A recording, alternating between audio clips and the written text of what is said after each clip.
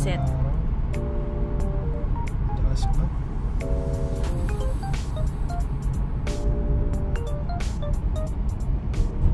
Hello mga ka-viewers! Welcome back po sa aming channel. Good evening mga ka-viewers. Time check 8:42. Dito po kami sa labas kasi sobrang init. Nagkaayaan na mag-gongcha daw kami. Gongcha kahit bawal okay lang. Sobrang init ngayon. Nasa 34 degrees yung feel. Alam mo yung parang nasa Pinas lang tayo na malagkit ang ano. May humid, ano? Parang kaliligo mo lang, andyan na naman yung pawis mo. Ano talaga, parang Pinas na yung feel. Tapos ayan o, tingnan nyo yung puno. Wala man lang kahangin-hangin. Yan lang nagalaw eh. Tahimik yung mga puno. Walang hangin nga.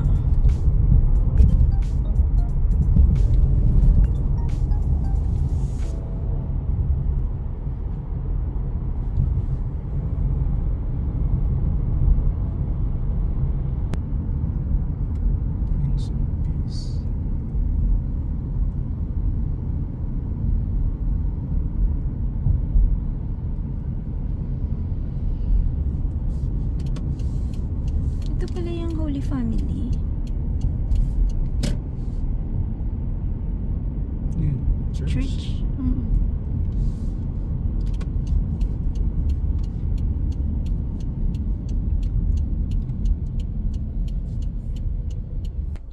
Ayun o, kararating lang po namin dito sa Gongcha. Closed na? Business hours, ano tayo, Thursday. Oh my goodness. Check mo yung business hours. Check mo. Hanggang 8. So yan, napunta tayo dito sa Little Caesars na lang.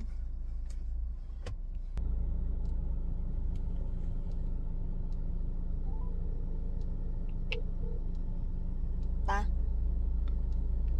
Thank you. Merienda na siya. Saya na naman ang bata. Siyempre, busog na naman yan mamaya eh. Siyempre. Saan tayo? Saan tayo sa Macau? You want bread? Later. Later, bang. Okay.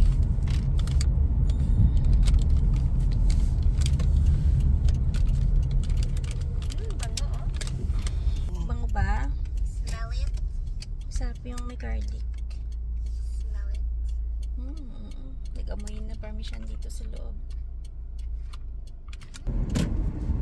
Nagsiskate sila dun.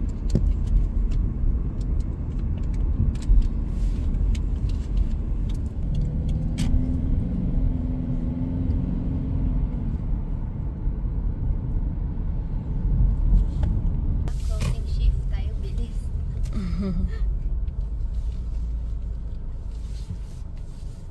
Sama ba ako? Ito masarap din no, Swirl World. Yan na lang. Ha? Ito na lang? Beng. Gusto mo rin dyan, Beng? Ano gusto mo, Beng? Gusto ko. Swirl World tayo. Masarap dito yung topping nila na cheesecake eh. Tapos titimbangin lang. Pagkakuha mo ng ice cream tsaka yung mga toppings.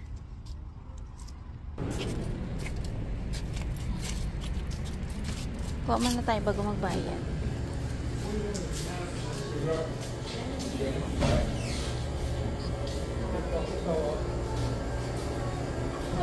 Hi. Apa? Hindi pa tayo sa Macau Imperial kasi wala yung cheesecake doon. Yun lang naman yung gusto naming toppings eh. Ang pasok. Sa akin na lang yung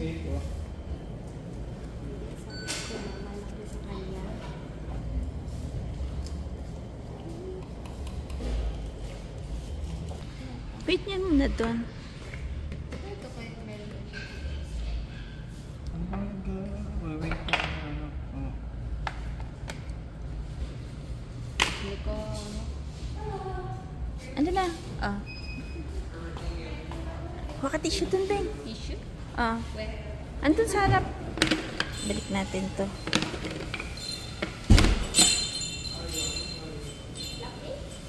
Yummy. Sarap. Sugar overload.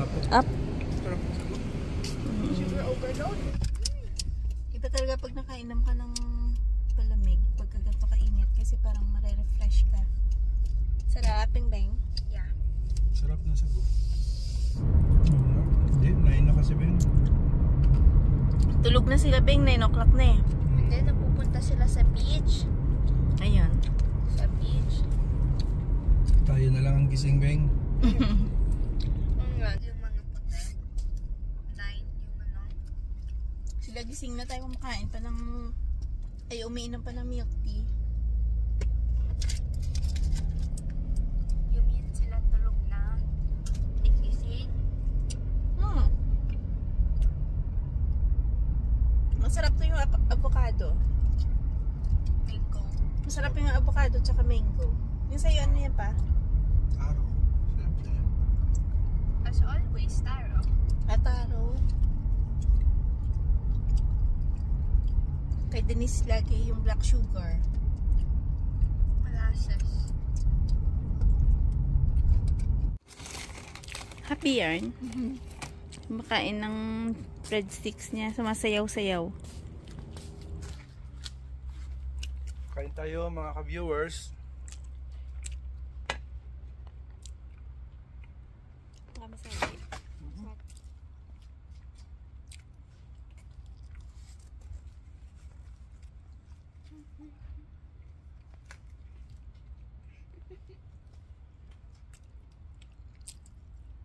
Ito ka ah. Upo.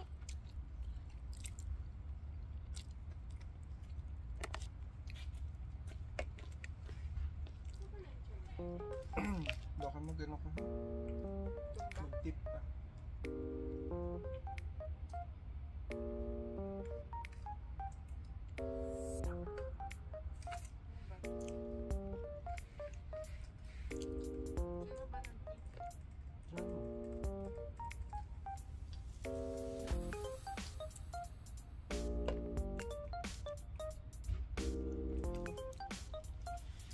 Kanina pa yung kapitbahay dyan. No? Inga. Parang yung bata sigaw ng sigaw. Sa bilang kanto. Magsha-shoutout muna ako tsaka magbabasa lang po ng comments sa previous na mga videos po namin. Lalong-lalo na yung sa camping. Sabi ni LJ Templa, shoutout daw sa hubby niya. Tsaka sabi niya sa comment, yung vibes niyong magtropa, ibang-iba talaga ang saya. You can truly see the authenticity, walang halong chemical, kaplastikan at boasting. Iba kayo, solid na solid ang samahan.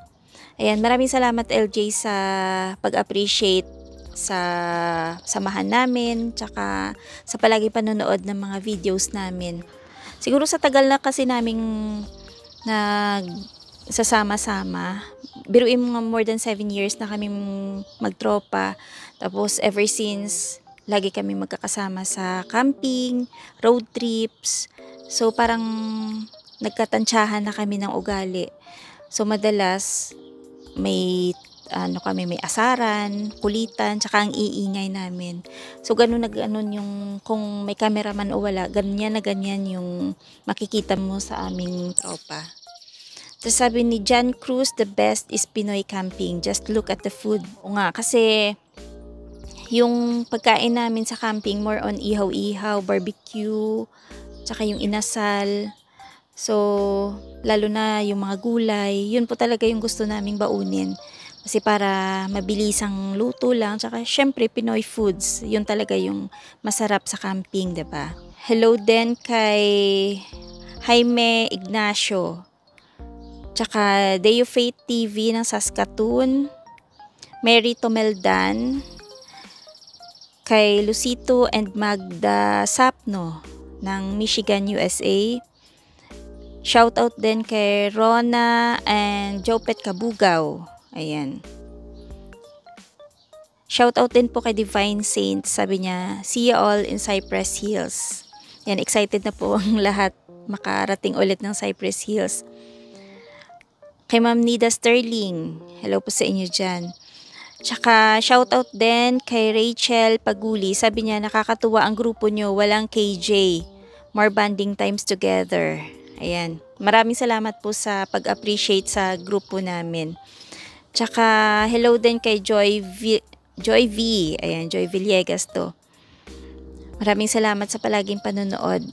Hello din pala kay Alvin, sa misis niyang si Richelle, at sa anak nilang si Kaden at si Caius. Shoutout din kay Bridge Guy. Sabi niya ayos po at nag-enjoy ang lahat. Ka-relax po. 2 nights po talaga dapat minimum pag nag-camp. Oo, kasi pag halimbawa overnight ka lang na magka-camping, parang hindi mo pa mabawi yung pagod mo sa biyahe, yung paglalatag ng tent. So dapat talaga at least 2 nights, tama. Kasi para sulit, 'di ba? At sabi ni Y-Web, love watching your camping vlogs every year. It's very organized and plenty of homemade food. Most importantly, you and Mr. Lester's family have that pure friendship and enjoying each other's company. Ayan, thank you po sa pag-appreciate sa mga videos namin. At about kina Lester, ayan nga, nabanggit ko kanina na yung grupo po namin is more than 7 years ng magkakasama, madalas, lalo na sa camping at road trips. So, ayan po, kumbaga parang magkakapamilya na po yung turing namin sa isa't isa kasi syempre wala naman kaming kapamilya dito. So, parang sila na rin po yung tinuturing naming extended family at itong mga kasamahan namin na iba. So, parang ganun na yung turingan namin. Kaya parang magaan na yung loob namin sa isa't isa kasi sa tagal na siguro ng pagsasama namin. So, ayan. Thank you po sa palaging panonood ng mga videos namin.